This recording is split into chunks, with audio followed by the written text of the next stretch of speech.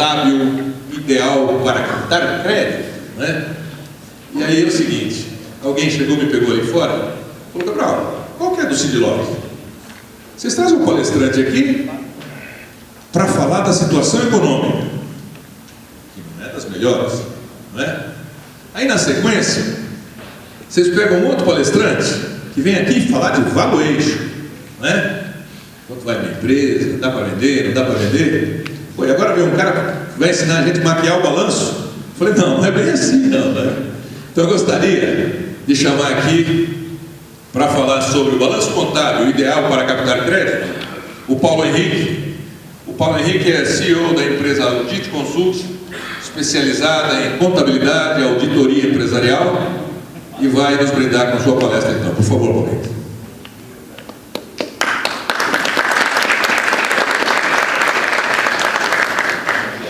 Ele é que é o maquiador. Boa tarde. Está todo mundo aí pronto? Depois do almoço, barriga cheia, vamos falar de balanço. Que missão. Pedalada não. Sem pedalada. E eu agradeço aí já ao Cabral por ter colocado a gente nesse tema tão importante. E vamos lá, vamos começar, né? E antes de mais nada, eu vim muito bem acompanhado para essa palestra. Minha esposa está lá, por favor, amor, a Gabriela, veio me acompanhar, queria agradecer, para que a gente tenha um estímulo aí depois do almoço, né? Para ir em frente. Então vamos lá. Oi? Eu não confio em você, você falou que você vem a sexta-feira à tarde. Tem que confiar. E eu estou com a missão aqui, nada fácil. A PMG está aí, né? O pessoal falou de valuation e banco, montadora também. Então vamos estar meio que no meio dessas duas aí, né? Então vamos lá. Nosso tema ele vai diretamente falar sobre crédito, né? Como é que eu pego o meu balanço e transformo ele do jeito que o banco precisa, né? Do jeito que o mercado está aí acostumado a cobrar da gente, né? Avançando um pouquinho, eu queria a atenção de vocês, é rapidinho, sei que está todo mundo aí com a barriga cheia, são 2 minutos de um pequeno vídeo que a gente vai compartilhar com vocês do Papa de Contabilidade, que é o Eliseu Martins. Então, por favor, prestem atenção, depois a gente segue com o tema. Vamos lá?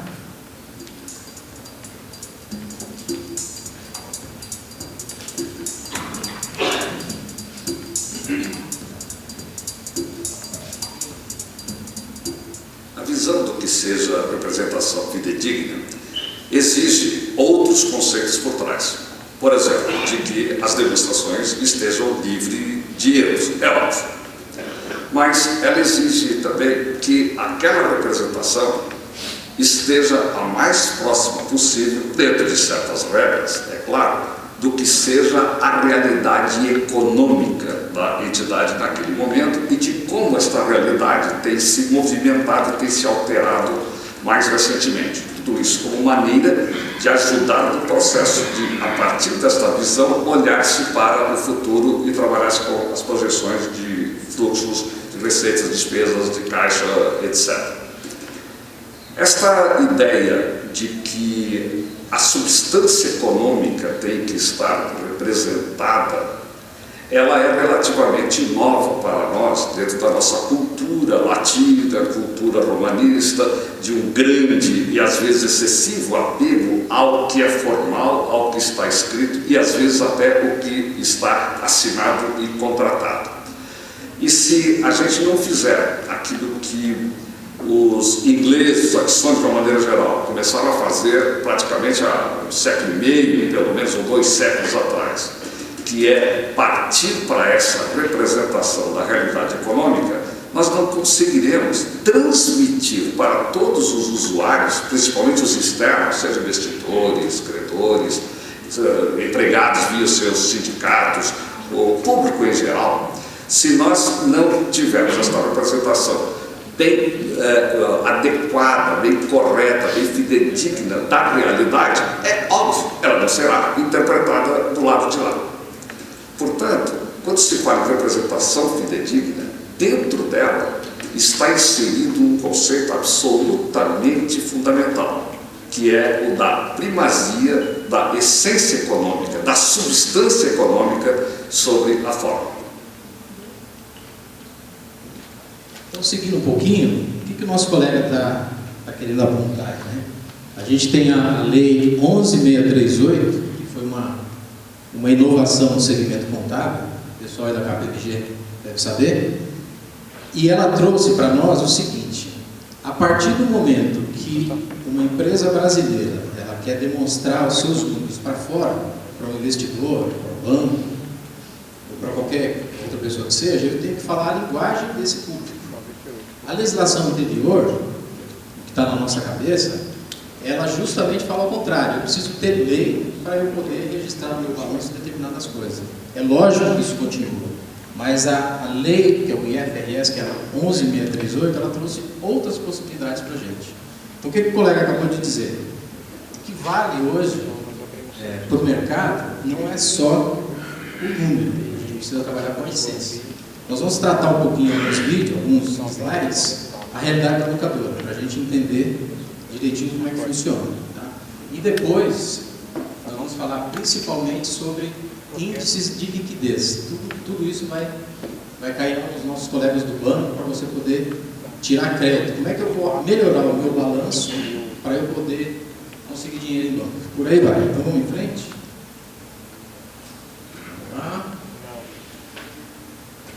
Essa é uma realidade que todo mundo passa quando leva seu balanço para o banco. O banco não entende nada, desculpe falar assim. Não é que ele não entende nada, o nosso balanço de locador é meio estranho às vezes. Então vem essas diversas perguntas: cadê o carro no seu balanço? Me dá a relação de faturamentos, me dá a sua frota, me passa o seu endividamento. Se a gente pegar um balanço no formato sem essa lei, você fica meio perdido. Você olha lá, a empresa tem leasing, você não encontra esse leasing no balanço da locadora. Você tem um contrato de longo prazo com o cliente, você não encontra isso lá. Então o gerente de banco ele fica realmente nessa carinha aqui, né? Depois meio estranho, né? Principalmente o analista. Onde é que está o poder de fogo dessa locadora? E aí a gente faz a seguinte pergunta: por que será que o banco não entende, o mercado não entende o nosso balanço?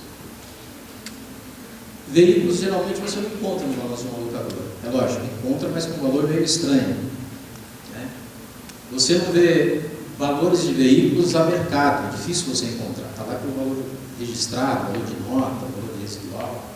Você não encontra o endividamento de leasing, contratos fechados, dívidas. Você acha muito no balanço de locadora um imobilizado imenso e um endividamento de curto prazo muito maior.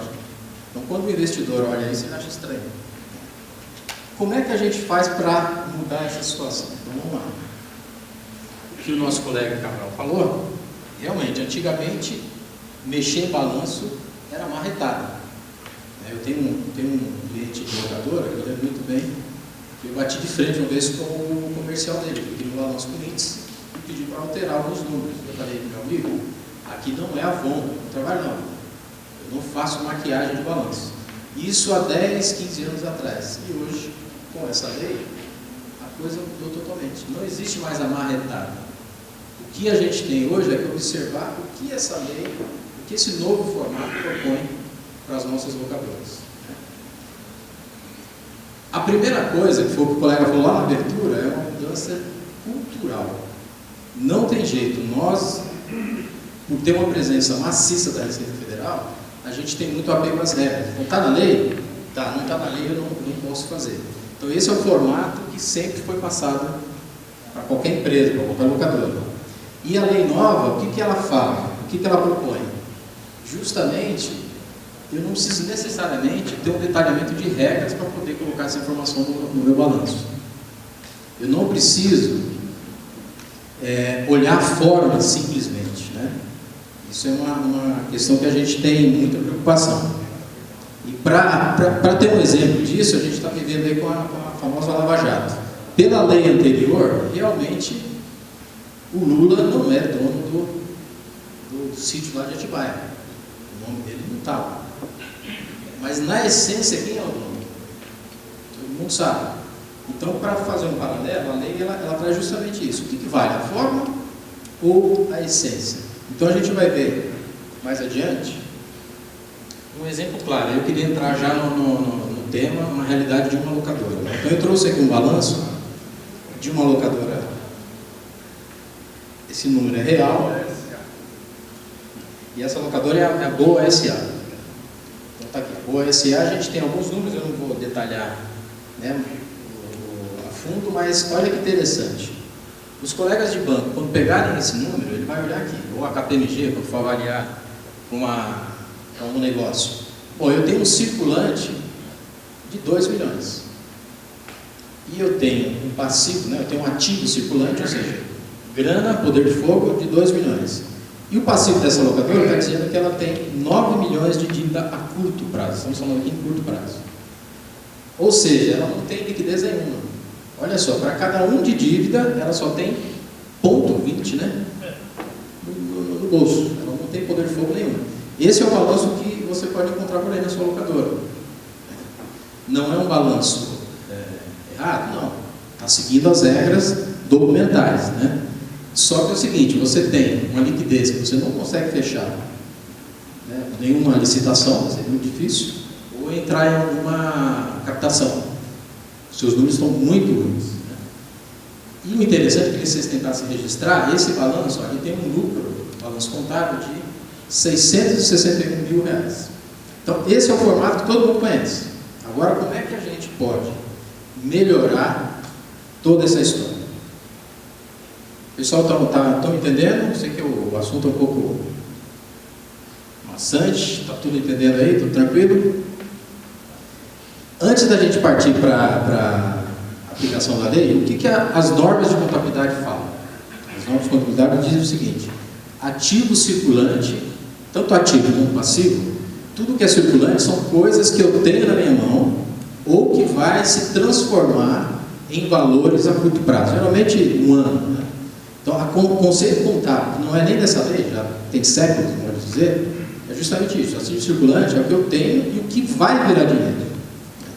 Então, se a gente seguir por essa linha, o que acontece numa locadora? Vamos pensar um pouquinho. O que eu tenho na minha operação que vai virar dinheiro a curto prazo e que não está no meu balanço? Você pode ter, talvez, um processo fiscal que você está em fase de receber da receita, você já está bem avançado, e isso está no seu balanço. Você pode registrar esse número lá também. Uma outra coisa, e isso aqui é um ponto importante para vocês captarem. Toda locadora vende carro, renova a frota, em um ano e meio. E eu pergunto, onde está no balanço da sua locadora essa possibilidade de dinheiro a curto prazo? Geralmente está onde isso? No imobilizado, exatamente. Mas se eu vou vender o carro, eu tenho que renovar a frota. Ano que vem eu vou vender 300 carros. Isso vai virar circulante ou não? Sem dúvida. Circulante. Mas no balanço da locadora isso não aparece. Então, qual é a nossa proposta para vocês pensarem? Levante a frota com o dono, o gestor do setor e jogue isso no seu balanço. Jogar, que eu digo, tenha tudo planilhado, bonitinho e tal. E você contabiliza e tira do seu imobilizado e joga no seu circulante. Paulo, qual o valor? O valor de venda, o valor de mercado. Então você pode fazer isso. A partir do momento que você transforma isso em circulante, a coisa já começa a mudar. Outro ponto. Todo mundo aqui, a maioria que tem locadora com contrato de frota, né, tem os seus clientes, tem contrato para 1 ano, 2 anos, né, 3 anos já está meio difícil agora, mas que seja 2 anos. Esses contratos, geralmente quando você chega no banco, a primeira coisa que ele fala, me dá o seu balanço, me dá a sua relação de frota, me dá seus contratos, né, tem algumas transações que o próprio contrato garante uma linha de crédito, ou seja, a informação ela é verdadeira. Então o que a gente propõe? Para vocês pensarem, levante na sua operação todos os contratos e aquele fluxo que você tem de recebimento nos próximos 12 meses, isso é balanço. Você pode jogar essa informação dentro do seu demonstrativo contábil. Mas Paulo, como é que eu faço? Tem 6 milhões? Eu jogo 6 milhões? Não. Jogue os 6 milhões lá no seu circulante, você tem um custo programado para isso. Todo mundo aqui já formou o preço e tem uma ideia. Então você joga esse custo no seu passivo circulante e a diferença a gente joga, para quem conhece o balanço aí, o não circulante, ou seja, você vai ter uma informação na sua demonstração de que vai sobrar dinheiro ou vai ter uma entrada de dinheiro nos próximos 12 meses que vai colocar a sua liquidez lá para cima. Antigamente isso era maquiagem, era marretada, mas a proposta não é essa. O legislador diz o seguinte: isso aí é verdade, isso aí não é mentira, só que o balanço não apresenta isso. O que você faz? Levanta essa informação e começa a registrar. E aí eu acho que é o bolo da cereja ou a cereja do bolo. Quando a gente levanta qualquer balanço, não é nem locadora, qualquer balanço imobilizado muito alto, registrado a valor de nota fiscal, que é a forma, você vai encontrar lá uma depreciação praticamente liquidando aquele bem. Você pode ter um carro ali que já nem existe mais. E quando a gente vai para o mercado, todo mundo sabe, qualquer um acesso aí à internet, você consegue a informação FIP, está disponível. A nossa proposta para vocês pensarem: levante na sua frota, na sua contabilidade, todo o ser imobilizado e valorize a mercado, o valor justo que a gente fala. Está fácil. Essa informação, a partir do momento que você joga no balanço, ela tem um efeito imenso na sua liquidez. Nós vamos ver mais para frente. Então, essa questão, eu acho que é algo fácil de se fazer, né? E, geralmente, toda locadora tem sua tabela FIP. Compare isso com a sua contabilidade, você vai ter uma grande surpresa. Você vai sentir que o banco e o mercado não vai ter garantia nenhuma através da informação que está no seu balanço. Então, coloque isso para que a coisa melhore. Indo um pouco mais em frente, a gente tem uma referência no mercado, todo mundo conhece, né? Também falar. Olha só, essa informação é do balanço de 2015 e 2014. Então, se você pegar lá na internet, tem uma informação lá da Localiza. As taxas de depreciação que ela usa para efeito de balanço está aqui, ó. Divisão de aluguel de carro e frota, né? 2014 e 2015. Mas espera aí, por que ele usa essa taxa? Né? Acho que ela é um exemplo que serve para a gente. Porque os donos são investidores, então você precisa ter uma informação real, não simplesmente contábil. Ou seja, eu que coloco o dinheiro lá, eu preciso saber quanto vale a minha frota, se eu for vender, não quanto está registrado na contabilidade. Então, a Localiza, ela faz isso e a gente consegue enxergar. Se você for comparar com a taxa fiscal, está totalmente fora.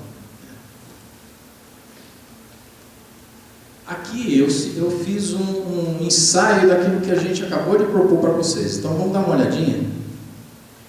Olha só, esse balanço é o que todo mundo conhece. Eu chamo de lei anterior. Sem você aplicar o que o IFRS ou o padrão atual permite. Então, olha só, eu tenho nesse balanço 26 milhões de ativos nessa locadora.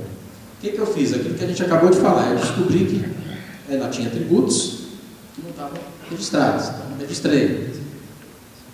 Uma outra questão, eu tinha no imobilizado dessa locadora 27 milhões de frota. Eu fiz um trabalho de avaliação via tabela FIP, e na realidade ele tem 30, ele tem 5 milhões mais 25.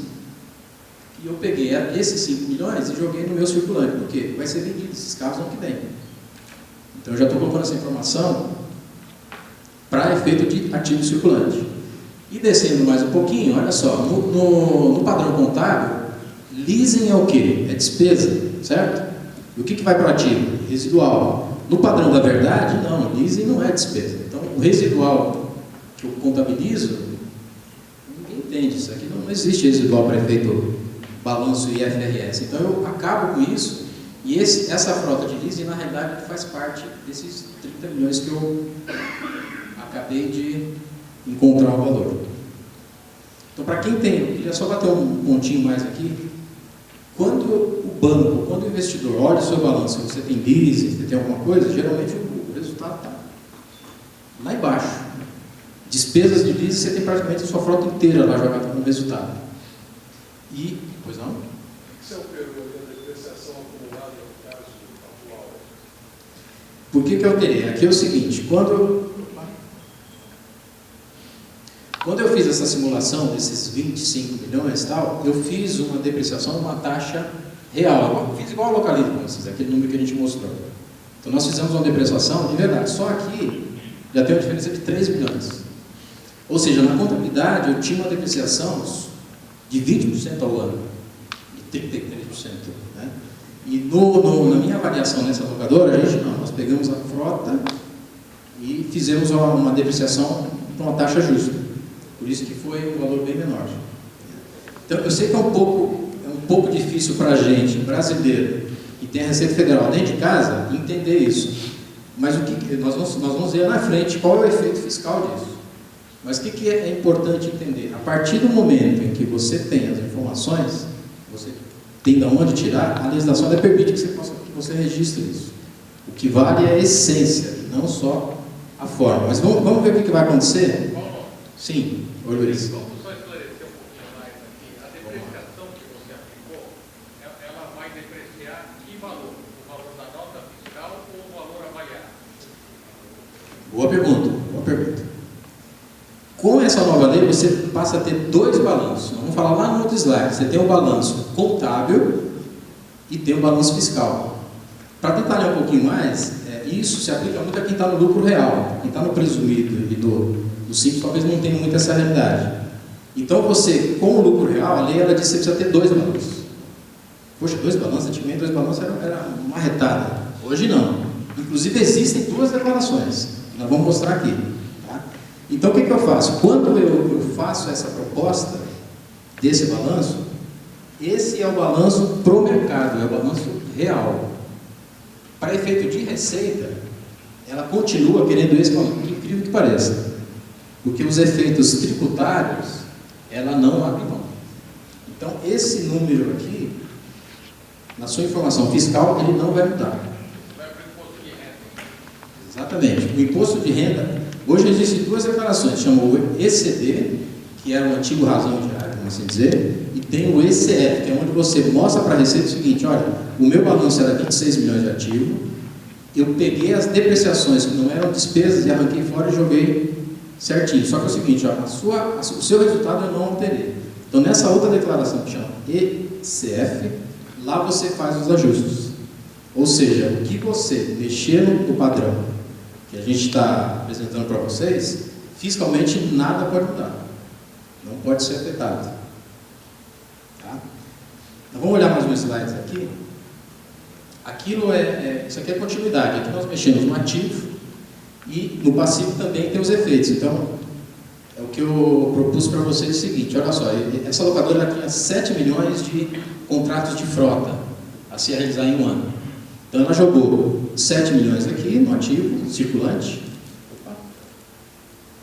E depois 2 milhões,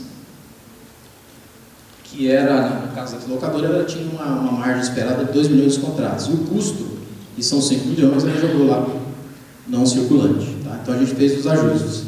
E o que é interessante é o seguinte: olha como muda. Aqui eu tinha 600 mil de resultado. A partir do momento que eu fiz o balanço conforme a realidade, o meu resultado era mentiroso. São 5 milhões que eu tenho de resultado nessa locadora, não é aqueles 600 mil. Antigamente, se a gente fizesse isso, a Receita, o mercado não ia aceitar. Hoje já não é bem isso. O que o mercado, o que todo mundo quer saber, é isso aqui. É o meu ativo, a minha informação real. Tá? Aqui eu fiz um ensaio, só voltando um pouquinho. Aqui nós tínhamos, nesse balanço anterior, eu parti de 2 milhões de um ativo circulante para 14 milhões pela lei nova.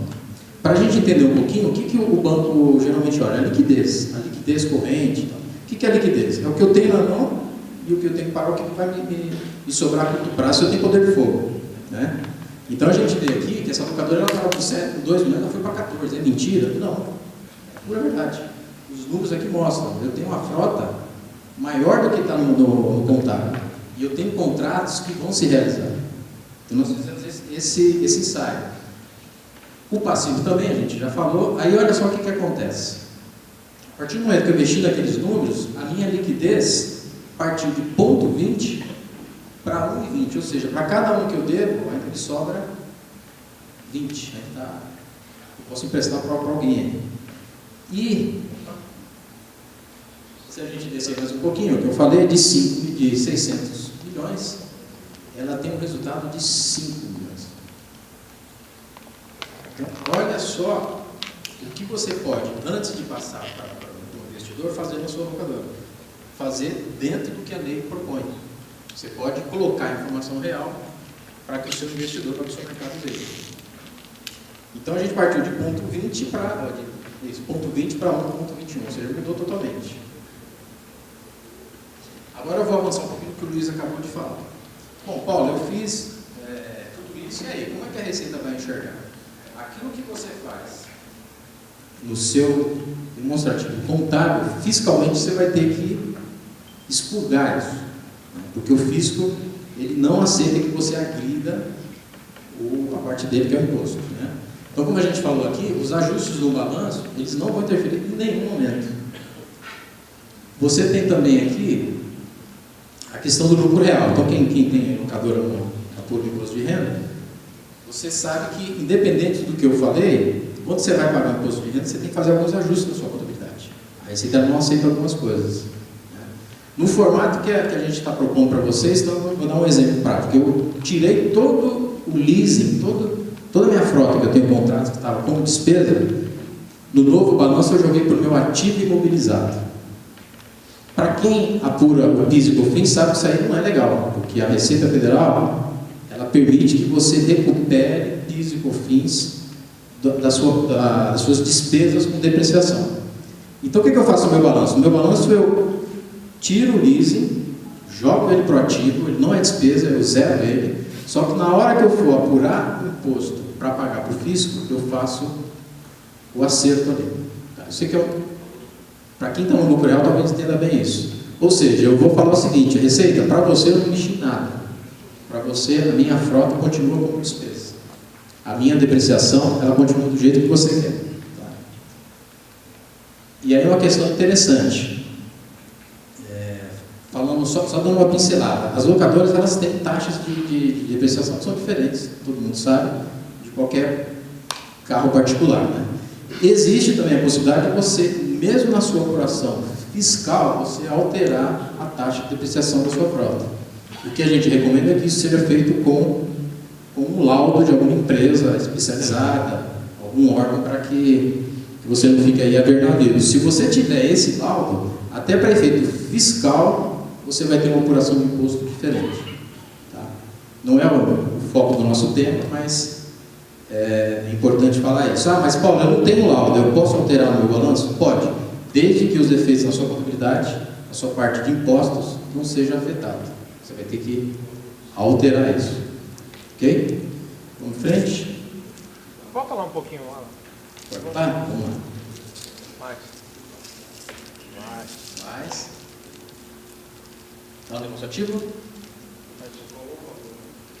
Ó, aí. Ops. Você estava com... Você estava com... Aqui, né? o ativo de 2 passou para 14. Isso mesmo. Você somou a frota que você vai vender a curto prazo. E Essa frota que você vai vender a o curto prazo já está no seu Imobilizado. imobilizado de 30. Isso aí. Ou seja, você está duplicando o número. Isso aí é uma calada. Não, aqui é o seguinte, ó. A sua frota, deixa eu voltar no... É o 5 mais o 25. 30. A frota vale 30. Dividiu ali. Uma foi no curto prazo e a outra foi no longo prazo. Você está falando aqui, o 25 é 30 e eu tenho 5 milhões. Sim, agora bota aqueles quadradinhos que você botou do lado lá para calcular a liquidez. Bota lá. Ali, ó. O seu 30 ativo, tá vendo? Dentro desse 30 já está os 5 que está somando os 14 do circulante lá em cima. Está dentro. Não, aqui é o seguinte, ó, o 30, você apurou a sua frota, você achou que ela vale 30 milhões. Você deixou 25 no seu imobilizado, e esse 5 você vai vender a curto prazo. Ele está lá dentro do 14. Do circulante. Está informando que os Entendeu? veículos valem 30. Ativo de veículos lá no segundo quadrado branco. Então, mas aquilo lá... Não, aqui é informação, é só informação para você. Informando que a frota vale da 30, frota. entendeu? Não é que está no balanço aqui. O seu ativo de veículos, ele passa 30 milhões, mas não é o do balanço. Quanto vale minha frota? 30 milhões. Só que 5 milhões eu vou vender a curto prazo. Então, isso aqui não é imobilizado, tá? Isso é circulante. Aí, qual o valor da minha frota? Aqui é informação isolada, né? Eu sei que a minha frota Tudo bem, hoje... então vem para cá. 30 O milhões. primeiro número lá, circulante, 14 milhões, 200. Ok. Você já está contando com 5 daqui de baixo. E esses 7. Sim. Já está contando. Não, então, mas aqui, ó, o imobilizado é 30 milhões. O 5, ele faz parte do circulante. O 7 também. Sim, os dois. Tá. Mas o 7 é contratos a performar, não é caro. É É o contrato de o frota. faturar tanto nesse contrato. Ele Sim. colocou. Lembrar um pouco de todo mundo aqui, Vamos lá. que a locadora não emite nota fiscal. Vamos explicar um pouco mais fácil os 7 milhões aqui. A locadora não emite nota fiscal. Por que nós jogamos sempre no nosso contas a receber só o faturamento do próximo mês? Se nós temos um contrato e diz que eu vou receber 24 prestações pela locação, por que a gente só põe o próximo mês no contas a receber? Eu não emito nota. O contrato está escrito, assinado, dizendo que eu vou receber 24 parcelas de locação. A gente só está jogando no nosso balanço a primeira. Isso é errado. O contrato permite lançar todas as contas a receber. É o que o Paulo fez ali. Ele pegou o contas a receber, um contrato, e falou, olha, eu vou receber no curto prazo tanto e no longo prazo tanto. Ele dividiu ali. É bom lembrar que a locadora não emite nota, então não tem razão de ser um contas a receber ser só um mês. Ele tem que refletir o quanto você tem que receber. Isso É aí. o valor do contrato. E aquele conceito lá atrás, o nosso padrão, o nosso ensinamento é o seguinte: se não tiver nota, eu não posso contabilizar. Isso é a forma. Na essência, eu tenho um contrato. Eu tenho esse contrato. E olha que interessante, eu não tenho um contrato para pagar os carros? Tenho. E a gente joga aqui, ó. Está lá, ó, o balanço antigo dessa locadora. Eu tenho 8 milhões de curto prazo. Ué, o que vai fazer dinheiro aqui para eu pagar isso? Cai no banco, ele não entende nada. Desculpa falar o banco ainda, não é que ele não entende nada. Está difícil de captar, porque a informação nossa não está boa. Não pode falar, eu não entendi nada. Aí o que vai acontecer? Olha só, eu tenho esse meu imobilizado aqui, na realidade ele está gerando uma receita para pagar isso, está todo mundo fora. Pô, e onde é que vai virar receita? Quando você joga os seus contratos, você tem equilíbrio. É mentira? Não, é pura verdade. Se a gente não fosse uma locadora, fôssemos uma empresa de comércio, que tem estoque, e financiou o seu estoque, por exemplo, esses carros não estariam imobilizados, eles estariam aqui, carros não, né, produto, vamos dizer. Eles estariam no seu circulante, porque eu peguei esses carros, contraí essa dívida no banco, e eles sim vão fazer caixa para eu liquidar essa dívida a curto prazo. O balanço locadora é estranho o jeito que está. Peraí, eu devo 8 milhões? Não vai ter dinheiro disso. Aí você tem que ficar informando avulsamente. O que a gente está querendo dizer é que não, o instrumento para informar é o próprio balanço. Quer falar, Luiz? Não, é isso mesmo. É lembrar que toda vez que nós fazemos um negócio por terceirização do próprio, nós temos, primeiro, um passivo, que é o financiamento do banco. Contra o passivo vem a frota. Nós pegamos o dinheiro e compramos uma frota, mas tem mais um bônus aí que ninguém conta para a banca. Eu tenho um contrato a receber maior do que o valor que eu tenho a pagar, e ninguém está contando isso para a banca. O que o Paulo está dizendo é que a legislação agora permite que você reconheça isso. E o banco vê a operação completa. Foi boa pergunta do colega para entender. Realmente, dentro do. Até nós somos da área, há um tempo atrás, quando veio o conceito, nós somos atrás. Isso não. O Brasil não funciona desse jeito. Não é dessa forma. Mas a lei ela permite. Eu quero que você me diga a verdade no seu balanço. Não é o que simplesmente os contratos dizem. Quando eu falo não é para colocar no contrato, então quer dizer que é para desprezar. É para você colocar a informação correta. Então, contrato de frota é algo que, inclusive, o banco pede para você, como eu falei, transformar em dinheiro, para antecipar a receita. Geralmente, a gente passa numa informação à parte, um relatório de faturamento, alguma coisa. O seu balanço pode refletir isso. E o que... Na verdade, o banco pede o contrato e a garantia. É isso aí. Vai depositar na cash, vai depositar no banco aqui. Ele não aceita a sua situação, você fala, quero comprar também, traz a cartinha. Isso. Do seu cliente. Tem que pagar aqui. E tem que pagar aqui. Isso aí. Com isso, você acaba com a cartinha que está lá dentro. Isso mesmo. E quando o banco fala, eu quero que ele pague aqui, o próprio banco acredita, porque aquele contrato ele é real. Entendeu? E vamos avançar um pouquinho. Eu sei que isso aqui é um pouco difícil de entender, só que a gente está com um padrão contábil antigo, e a nossa nossa cultura brasileira, ela sempre foi assim. Se não tiver documento, está fora. E eu cansei de fazer balanço, informações, e o banco ficava ligando. Liga para o contador, para ele tentar, mas cadê o carro? Onde está a frota? Você não tem leasing, não tem endividamento, não tem nada. Então isso acaba com esse impasse. E vamos lá em frente.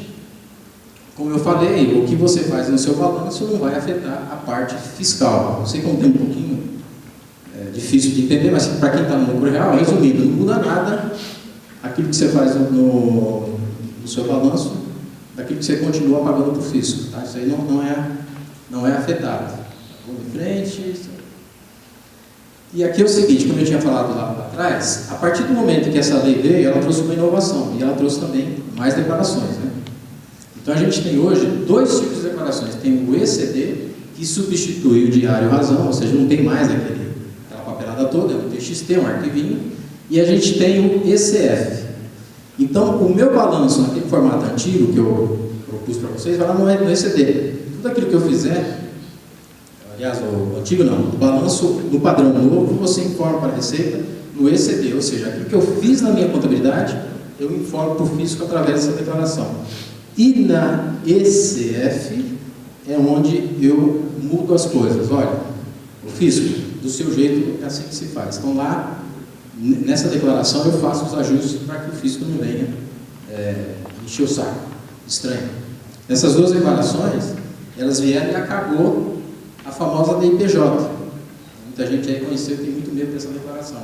Agora acabou e se tornou muito mais, como é que eu vou dizer, complexa e detalhada. A DIPJ é uma declaração de preencher campos. Essas 2 declarações são TXT. O seu contador entrega para a Receita Federal o dia a dia da sua locadora. O fisco não precisa nem ficar baixando mais nada. Ele vai lá no sistema dele e já tem tudo que ele quer. Então são 2 declarações poderosas.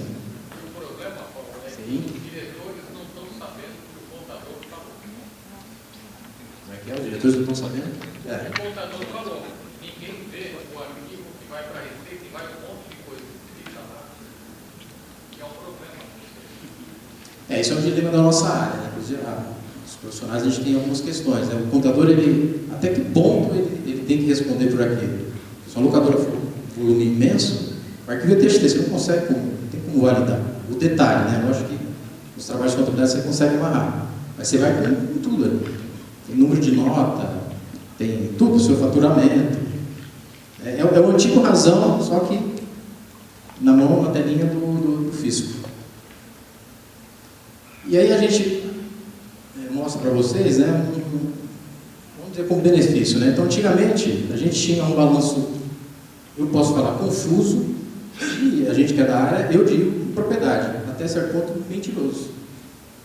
Porque a gente encontra no balanço anterior, formato anterior, veículos que estavam com depreciação 100%, dizendo o seguinte, ó, vou dar o carro porque não precisa pagar nada.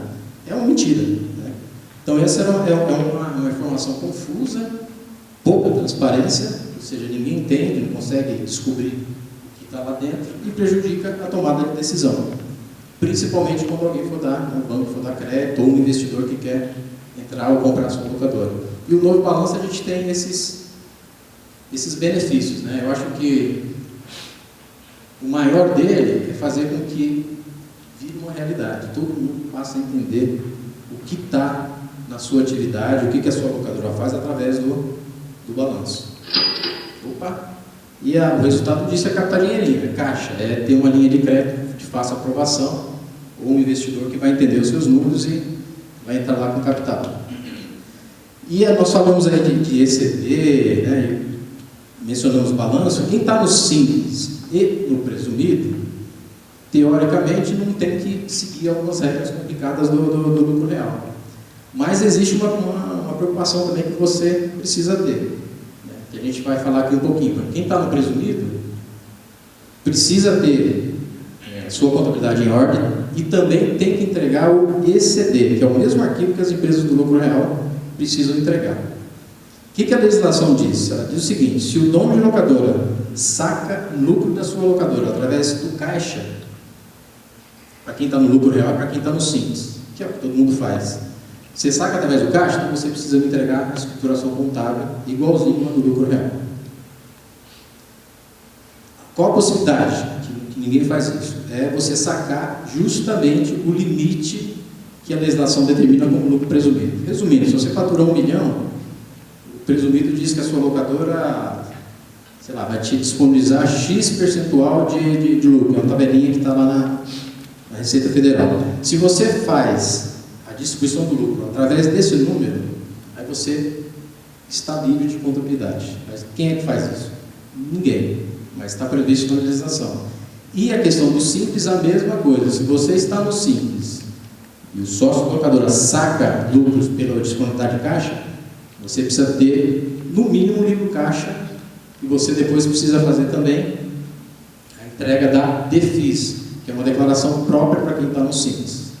E ali você tem que ter, assim como qualquer locadora, a sua documentação toda em ordem.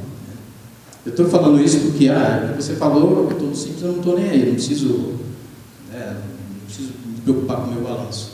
Mas você precisa sim se preocupar com o seu balanço e a forma com que você está sacando os resultados da sua locadora. Se você estiver sacando e achando que não precisa de contabilidade, que está no simples presumido, não é bem assim.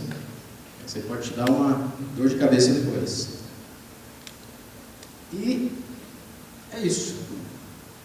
Acabou. Queria dar a oportunidade para quem quiser fazer alguma pergunta, tirar dúvidas sobre o que a gente falou. Pois não? Tem uma dúvida em relação ao que está aí lá na localidade. Tá.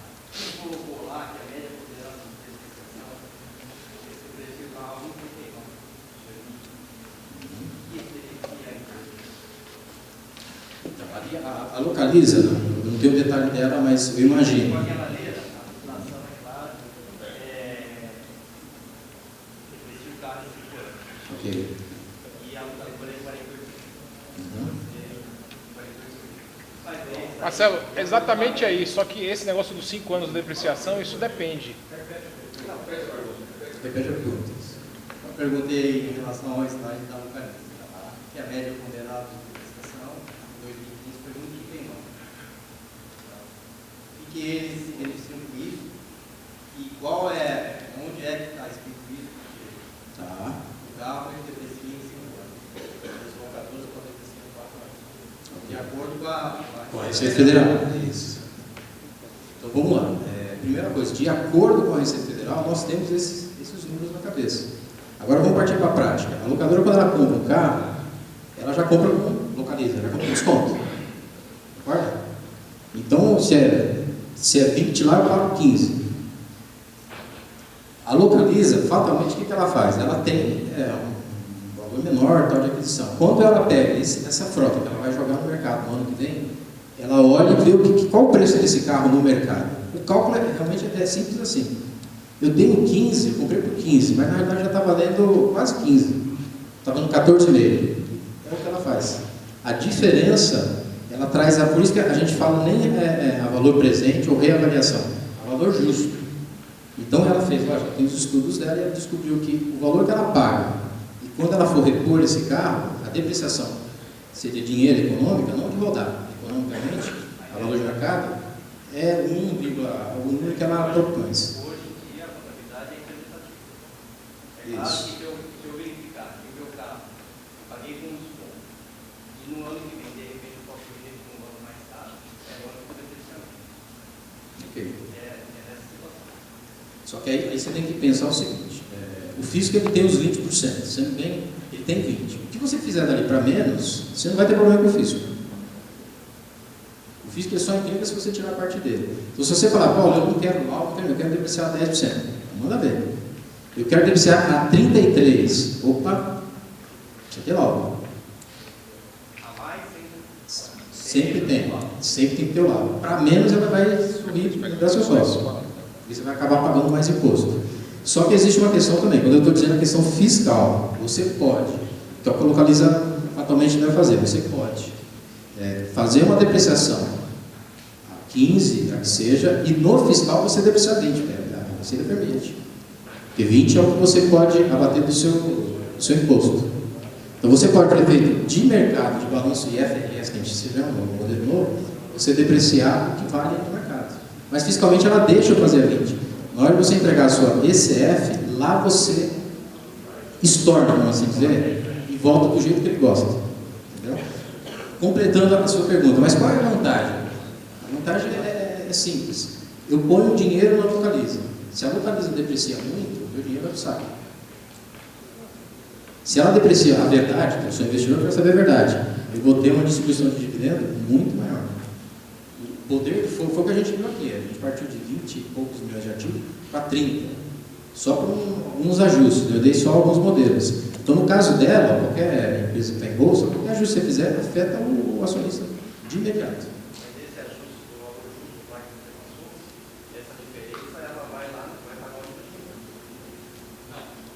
Depende, se for menos. Esse é bruto, você colocou a mais.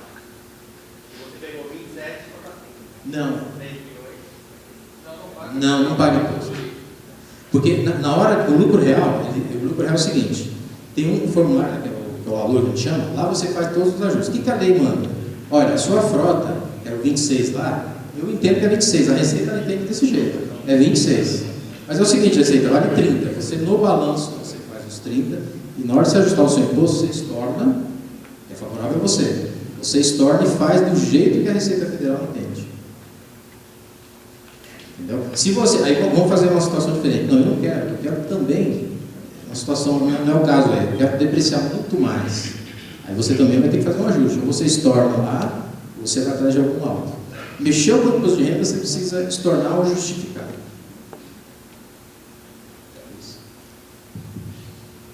O nosso problema hoje mudou tanto a legislação que nós perdemos um pouco o referencial do que é certo e o que é errado. Exato. Nós tivemos um evento na AVO um tempo atrás, onde veio um órgão de avaliação oficial e ele declarou para nós que ele admite depreciar o veículo em até um ano, 100% em um ano, dependendo das configurações de uso da frota. E não é que o veículo volta destruído, não é. Você tem um contrato que o carro tem que ser trocado uma vez por ano, ele entende que a vida econômica do veículo é um ano, ele autoriza depreciar em um ano. Precisa de um laudo bem fundamentado para você depreciar em um ano e você daí joga o crédito de PIS e COFINS com depreciação em um ano.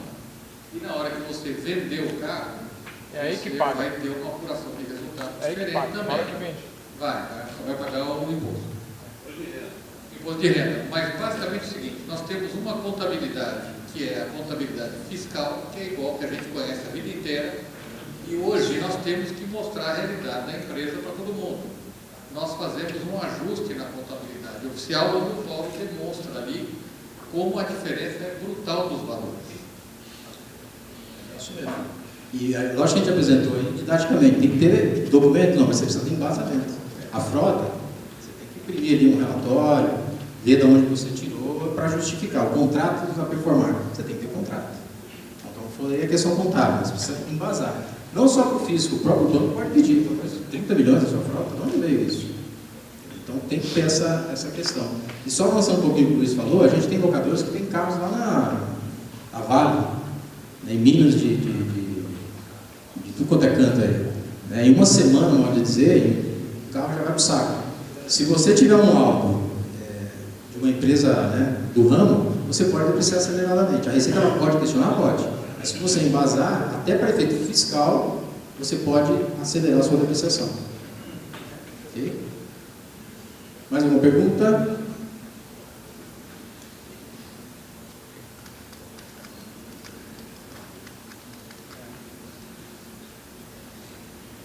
Então, alguma questão adicional? Eu só queria, porque nós estamos falando muito em grandes empresas, eu aqui sou pequenininho, né? E fico até com medo de fazer uma vontade que a mesma ser pergunta ignorante. No caso da pequena empresa, né? Ela não apresenta balanço. Como é que eu vou demonstrar para quem eu preciso do dinheiro que... Primeira coisa. Eu não consigo crédito. Aí o fisco, vamos assim dizer, ele diz para você que você não precisa seguir os padrões do lucro real, da empresa grande, como você falou. Mas o mercado ele exige o balanço. O balanço você precisa estar em todas as locadoras, para efeito de mercado. Então, se você não tem, corre e pega o seu contador. A gente chama de balanço inicial, você apura os números da sua locadora, baseado nos documentos que ele tem. E você tem que ter esse balanço em ordem. Eu falo para você montar, é meio complicado. Eu acho que você tem que apurar o balanço e começar a ter essa vida como empresa normal. E o banco ele vai pedir. Então, para levantar o balanço da empresa simples é até fácil, o inicial. Depois você tem que colocar em ordem. Apresentar, mas tem que apresentar.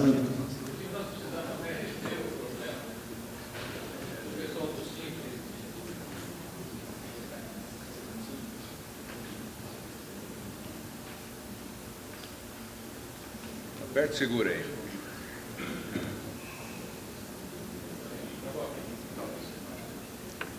As empresas que estão no Simples e no lucro presumido, elas têm, inclusive, tratamento até muito diferente do que a gente supõe que devia ser feito.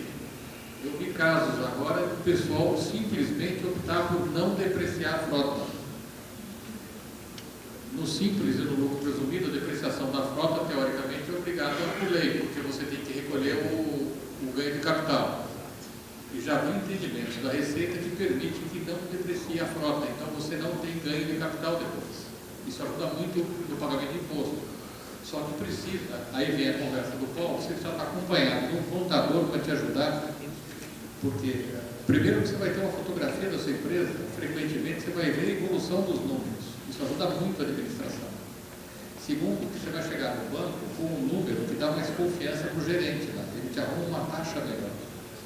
Vale a pena realmente você investir um pouquinho e ter um resultado trimestral, semestral, para apresentar para o banco que ele tenha confiança no negócio.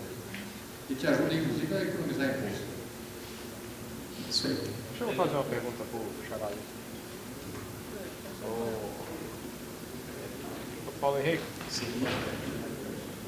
A questão do laudo, nós estabelecemos lá na empresa que a nossa depreciação é em 36 meses. E esse laudo foi assinado por mim, como sócio da empresa, e com, não lembro qual outra empresa lá que deu um parecer que, em função do uso, era 36 meses e fazemos a nossa contabilidade em cima disso. Esse laudo não precisa ser registrado ou levado em nenhum lugar, não. É uma coisa interna que é feita a depreciação em cima daquilo. O que a legislação diz? Ela fala que você precisa fazer um laudo, não precisa necessariamente ser do INT, como o Instituto Máximo da Receita, mas precisa ser por um profissional habilitado. Pode ser feito pela empresa, se tiver um engenheiro mecânico, alguém que saiba, documento, tudo bem. Mas a contabilidade fazer, ou um controle técnico, não vai. Mas ele como sócio, ele foi engenheiro, sócio da bem, empresa. se você é profissional, você está fazendo, é lógico. Uma coisa é o poder, outra coisa que o físico pode achar, pode estranhar. Mas se você falar, não, eu como engenheiro, eu provo, está aqui a documentação, que é um laudo com vazamento. O que eu sugiro, inclusive, é pegar aquela ficha de despesas que os sistemas têm, do veículo, contrato, e vazar um laudo bem documentado. Feito isso, sim, o que diz a lei? A lei diz o seguinte: se a Receita Federal duvidar do seu laudo, ela vai pedir que o INT, que é um órgão próprio, tipo o IPT federal, que ele vá lá e valide o seu número. Esse INT já teve, acho que já teve uma aproximação com o pessoal da APA falando a respeito. Então o laudo serve, mas tem que ser técnico. Tem que ser técnico. É isso aí. Tem que ser técnico. Ok, obrigado. Ok. Obviamente que as questões não se esgotam aqui. Como eu falei de manhã, o sindicato está à disposição de todas as locadoras para atender aí quaisquer demandas, dúvidas que eventualmente surjam. E o Paulo, na condição de colaborador nosso lá, pode estender essas respostas aí na medida das demandas. Ok? Vamos agradecer o Paulo e